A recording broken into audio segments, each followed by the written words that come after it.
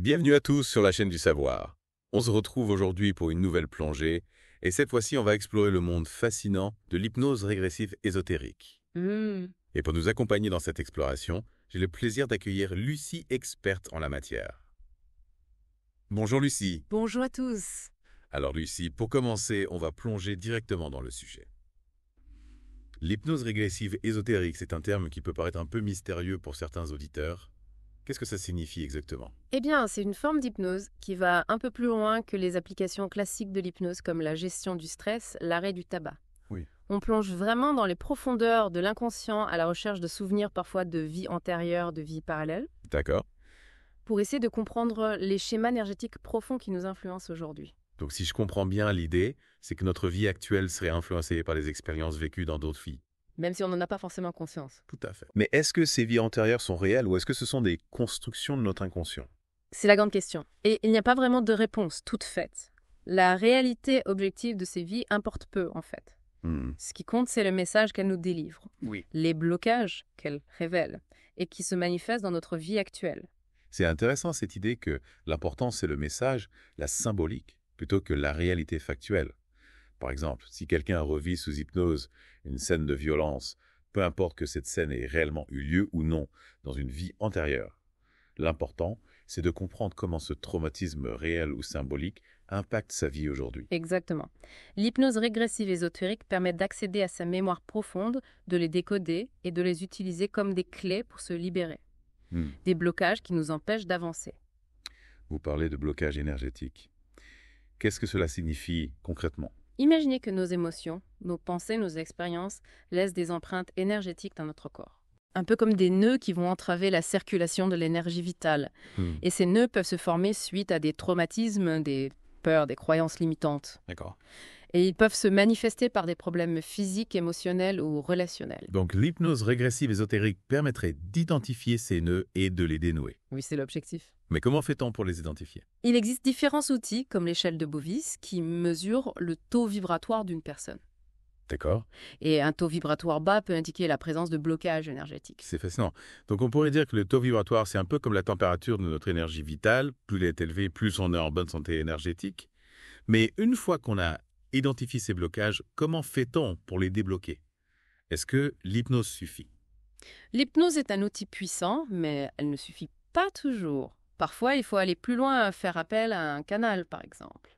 Oui, c'est une personne qui a une très grande sensibilité énergétique, capable de se connecter au moi supérieur d'une autre personne, pour accéder à des informations qui ne seraient pas accessibles autrement. Waouh, c'est incroyable. On dirait presque de la télépathie. Oui. Mais concrètement, comment un canal peut-il aider à débloquer des énergies? Est-ce qu'il agit comme un intermédiaire entre l'hypnothérapeute et la personne hypnotisée? Exactement. Le canal peut servir de guide d'interprète pour aider l'hypnothérapeute à comprendre l'origine des blocages et à trouver les meilleures techniques pour les lever. Donc on peut dire que l'hypnose régressive ésotérique, c'est un voyage dans les profondeurs de notre être à la recherche de clés pour se libérer des chaînes du passé. Tout à fait, un voyage fascinant. Un voyage fascinant. Effectivement, on va continuer à explorer ce voyage dans la suite de notre émission. Avec plaisir. Et ce voyage peut nous emmener très loin, explorer des territoires insoupçonnés. Rachel Fortune, par exemple, a mené des recherches fascinantes sur les origines de l'humanité et ses conclusions remettent en question bien des idées reçues. Ah oui, j'ai entendu parler de ces théories. Elle ne croit pas à la théorie de l'évolution telle qu'on nous l'enseigne, c'est ça. Exactement. Selon ses recherches, les humains ne descendraient pas des singes. Nous aurions été déposés sur Terre par une force supérieure. Déposée sur Terre, c'est une théorie audacieuse, mais qu'est-ce qui l'a amené à cette conclusion? Sur quoi se base-t-elle? Elle s'appuie sur des années de recherche et d'investigation télépathique. D'après elle, notre planète, qu'elle appelle le continent Terre, ne serait qu'une petite partie d'une entité beaucoup plus vaste nommée Gaïa. Gaïa, ce nom évoque la terre-mère, la déesse grecque. Est-ce que c'est la même idée? Oui, on peut dire que Gaïa représente la conscience de la Terre, une force vitale qui englobe tout ce qui vit sur notre planète. Et selon Rachel Fortune, Gaïa était habitée bien avant l'arrivée des humains. Par qui? Par d'autres formes de vie intelligentes. Oui, il y avait des géants, une race reptilienne spirituelle, appelée les Hertiens, et d'autres êtres encore. Des géants et des reptiliens spirituels. On est loin de l'image des petits hommes verts qu'on voit dans les films de science-fiction. Mais alors, quel était le rôle des humains dans tout ça? Pourquoi les avoir déposés sur Terre selon Rachel Fortune? D'après elle, les humains ont été envoyés pour enseigner le concept d'amour aux géants qui pouvaient parfois être brutaux avec leurs femmes. C'est une histoire fascinante, presque mythologique. Et les Atlantes, on les situe où dans ce récit? Les Atlantes seraient les descendants des premiers humains envoyés sur Terre. Ils auraient développé une civilisation extrêmement avancée tant sur le plan technologique que spirituel. Ils maîtrisaient la télépathie, la lévitation et vivaient en harmonie avec la nature. La fameuse Atlantide, le paradis perdu. Mais alors que s'est-il passé? Pourquoi cette civilisation a-t-elle disparu? C'est une question qui a passionné les chercheurs pendant des siècles. Rachel Fortin attribue la chute de l'Atlantide à l'intervention d'une entité malveillante nommée Anu. Anu qui est-ce? C'est un Anunnaki, une race extraterrestre. Il appartenait à la branche négative de cette race et était jaloux de Gaïa et de sa création par la source. Les Anunnaki. On entend beaucoup parler d'eux dans les milieux ésotériques. Mais concrètement, comment Anu a-t-il fait pour provoquer la chute de l'Atlantide? Il a introduit des concepts comme le matérialisme, la possession, la bestialité, des concepts qui ont divisé les Atlantes, les ont détournés de leur spiritualité et ont fini par causer leur perte. C'est un peu comme l'histoire du serpent qui tente Ève dans le jardin d'Éden? Non, c'est cette image du tentateur qui pousse l'humanité vers sa chute. Oui, on retrouve ce symbole dans de nombreuses cultures. Et d'ailleurs, Rachel Fortune affirme que certains Atlantes ont survécu à la catastrophe et se sont réfugiés en Égypte. Ah bon? Et qu'est-ce qu'ils sont devenus? Anu les a manipulés génétiquement, créant des hybrides avec des crânes allongés et un ADN reptilien. Ces hybrides sont devenus les pharaons présentés comme des dieux pour contrôler la population. C'est incroyable. On voit se dessiner un schéma récurrent, une civilisation avancée qui tombe sous la domination d'une élite manipulatrice. On retrouve ce schéma à différentes époques de l'histoire. Oui, c'est un thème qui revient souvent. Et selon Rachel Fortin, nous sommes encore aujourd'hui sous l'influence de ces forces obscures qui cherchent à nous contrôler. Mais alors que pouvons-nous faire? Sommes-nous condamnés à être manipulés? Non, heureusement. Nous avons tous un libre arbitre, la capacité de choisir entre le bien et le mal. Oui, mais comment résister à ces forces qui semblent si puissantes? Comment ne pas se laisser influencer? En prenant conscience de leur existence, tout d'abord, et ensuite en élevant notre fréquence vibratoire, plus nous vibrons haut, plus nous sommes résistants aux influences négatives. C'est intéressant cette notion de fréquence vibratoire. Vous en parlez tout à l'heure avec l'échelle de Bovis. Mais concrètement, comment fait-on pour élever sa fréquence vibratoire? En cultivant l'amour, la compassion, la gratitude, la joie. En méditant, en se connectant à la nature, en faisant des choses qui nous font vibrer positivement. D'accord. Donc pour se protéger des influences négatives, il faut cultiver sa lumière intérieure. Mais comment savoir si on est sur la bonne voie? Y a-t-il des signes, des indicateurs? Oui, bien sûr. Lorsque vous vibrez haut, vous vous sentez bien joyeux, en paix, connecté à vous-même et aux autres. Vous êtes créatif, inspiré et vous attirez à vous des expériences positives. C'est plutôt encourageant. Mais si on se sent stressé, anxieux, déprimé, est-ce que c'est un signe que notre fréquence vibratoire est basse? Oui, c'est possible. Cela peut indiquer la présence de blocages énergétiques, de pensées négatives, de peur. Et dans ce cas, comment faire pour remonter la pente? Comment retrouver une vibration plus élevée? Il est important de prendre soin de soi, de se reconnecter à la nature, de pratiquer des activités qui nous font du bien et de cultiver des pensées positives. On peut aussi utiliser des techniques de nettoyage énergétique pour se libérer des énergies négatives qui nous plombent. C'est vrai, on a parfois l'impression d'être entouré d'une énergie négative qui nous tire vers le bas.